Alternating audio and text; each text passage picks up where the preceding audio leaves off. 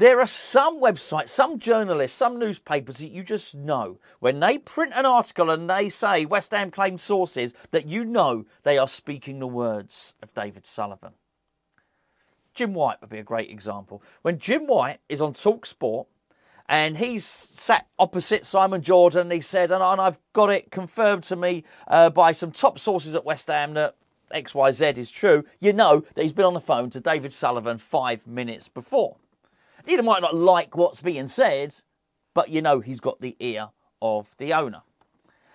And because of that, when I heard a story, well, it was night before last, very, very late, it's a weird time for a story to break, it's sort of like 5 to 12. I was up late, I've been watching Clarkson's Farm. That's a programme that's better than I thought it would be. Anyway, I was up there, the news broke. I checked the sources to make sure it wasn't an untrusted source. I'll tell you an untrusted source for me. An untrusted source is caught offside. I don't know this, allegedly. I sometimes look at caught offside and think they've made that up. I might be being a little bit harsh on them, maybe. But if caught offside was saying water was wet, I probably wouldn't believe them. However, was night before last, late, and I read this story about Declan Rice, about his value being 120 million, but how we would potentially accept a trade deal, part exchange, not the full trade, not like for like, but, you know, money and a player. I started to look at the people that were reporting it. And it was late at night, as I said, it was quite weird. And they ticked all the boxes. They were the trusted source. I thought, hold on, that's a trusted Sullivan source. That's a trusted Sullivan source. That's a trusted Sullivan source. They were all at it. Honestly, they were all the big hitters were there. TalkSport were at it. Sky Sports were at it. Evening Standard were at it. And then since then, it's been confirmed by 2 or 3 others. And I thought, wow, okay, maybe there's something in the story. The story went on to say that the price of Declan Rice is now £120 million. However, that's what we want.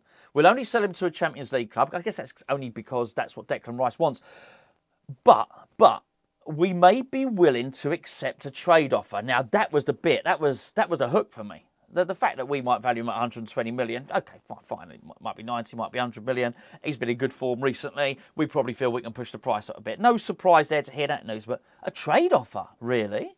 Part exchange, you say? So I started thinking, what clubs would have players, Champions League clubs, would have players that might be of interest to West Ham and would also have the potential to sign Declan Rice? And as I say, I wouldn't even normally be doing this if I hadn't looked at the sources and thought, wow, okay, this has come from Sullivan. So I'm having a look. We're going to discuss it. We're going to have a little look through it. And I tell you what, I'm not sure how much of it I believe, but I mean, look, there's no point saying, okay, we'll go to Man City and we'll take Kevin De Bruyne. That's unrealistic, right? But so what I wanted to do is look at realistic players who might be of interest to us as part of a part exchange. I'm not saying that Declan Rice is worth 120 million and whoever we're going to exchange him for is worth 120 million. Might well be that we pay, you know, whatever. We get 90 for Declan and someone else comes to sweeten the deal who's worth 30 or something like that. I don't know. Anyway, what I did want to do was look at the players, so I'll pop my glasses on. What we're going to do is we're going to start off with Arsenal. Realistically, on the face of it, did Arsenal actually have anyone that might be of interest to West Ham United? On the face of it, no. Scratch below the surface. And there is someone. West Ham have a striker who I know we've looked at this season. Sorry, West Ham have a striker. Arsenal have a striker who might be of interest to West Ham. Now, his name is Folarin Balogun. Never heard of him? No. Well, there's a really good reason for that. That's because he's on loan at the moment. And here's where it gets interesting. He's on loan at Stade de Reims, who is, I've turned all Geo there, haven't I, with my French accent, which is where Will Still is managing. He is on loan there for the season. He scored 19 goals in 35 games. He's looked pretty good. And I think it's going to be hard for him to really force his way into the Arsenal picture. Arsenal really want Declan Rice. But I think Declan Rice it's been an interesting one, really, because Declan Rice, as much as anyone, dented Arsenal's title hopes. I know they got the draw at Liverpool, which didn't help them, but I think we played them after that. I might be right on that, but Declan was pivotal in that game. Just look at the first goal we got back when he dispossessed Thomas Partey. He was brilliant, absolutely brilliant in that game. I'll have to look at me Patreon. I can have a little look at me Patreon player ratings, which I signed it. I'm pretty sure that I gave Declan. Well, I definitely give him a really, really high mark on that. What did I give him against Arsenal? Wow, that's on.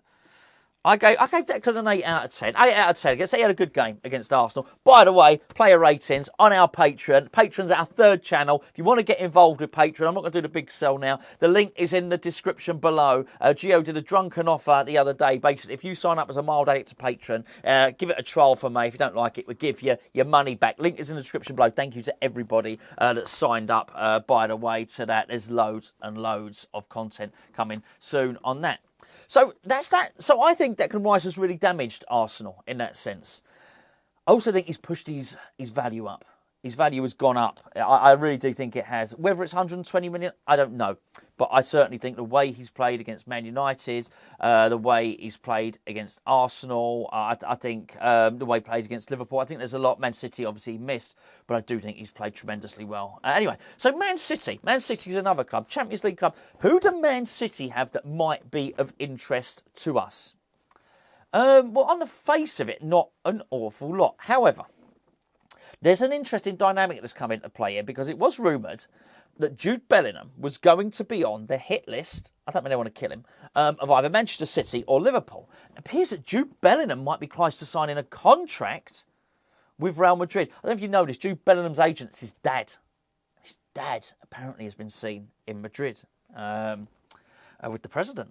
I don't mean Joe Biden, by the way. He's not. I think it's Florentino Perez. Maybe Perez. That might be his name. Anyway, if that's the case, and Bellingham goes to Real Madrid, that definitely means that Man City and Liverpool are in the market for a top midfielder. Well, if you can't get Jude Bellingham, who are you going to go and get? Well, I fancy it might be Declan Rice. You'd suggest that Man City don't really have anyone to offer us. Well, that might not be quite the case. This is where Calvin Phillips comes into play. Now, I don't want him. I'm not saying I want him. I'm just saying. Who might be of interest to West Ham. I don't want him because he's injury prone. But just because I don't want him because he's injury prone doesn't mean West Ham don't. West Ham love an injury prone player. Love it. The other one I've seen linked with in recent days is Carl Walker. Just can't imagine why would Man City let Carl Walker go. Don't see that. I find that a weird link. Technically, are Chelsea a Champions League team? No, they're close to a relegation team than the Champions League team at the moment. However, Moneybags Chelsea, Big Bucks Chelsea, his best mate Mason Mount is there.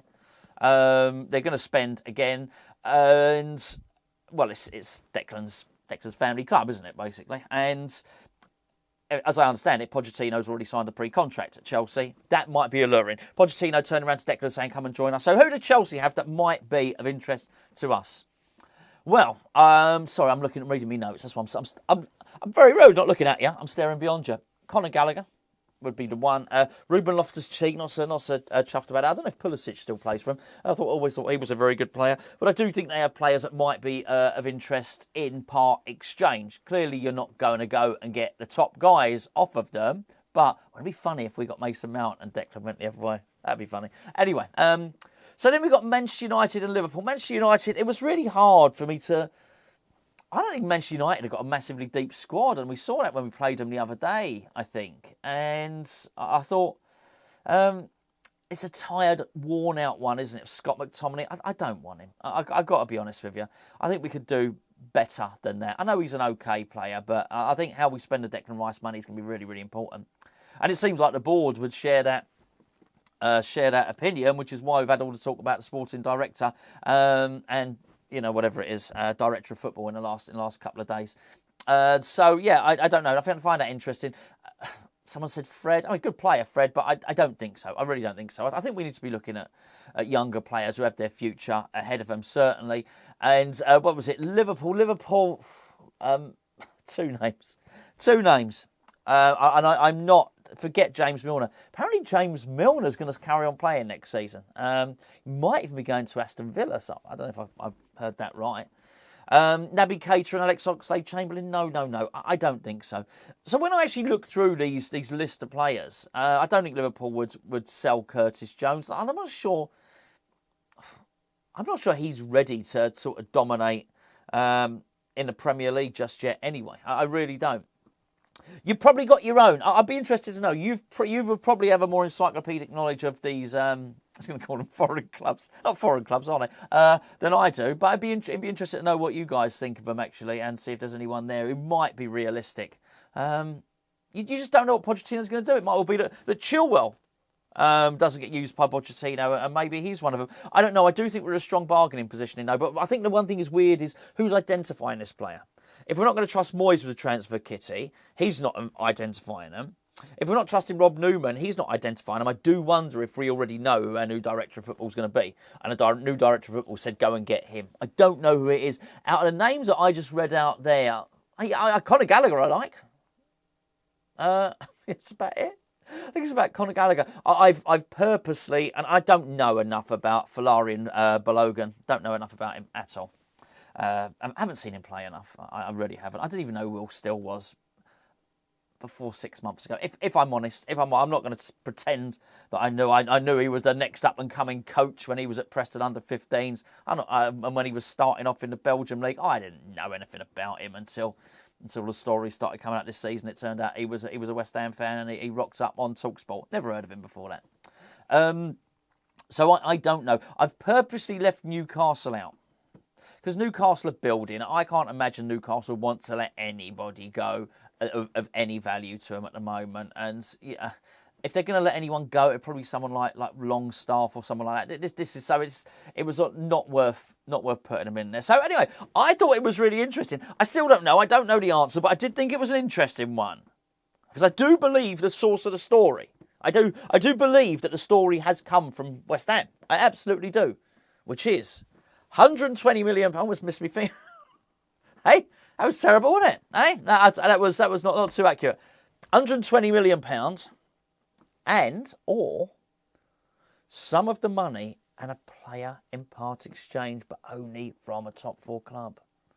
Indicates that we've got. I really do. It indicates that we've got our eye on a player. I just don't know which one.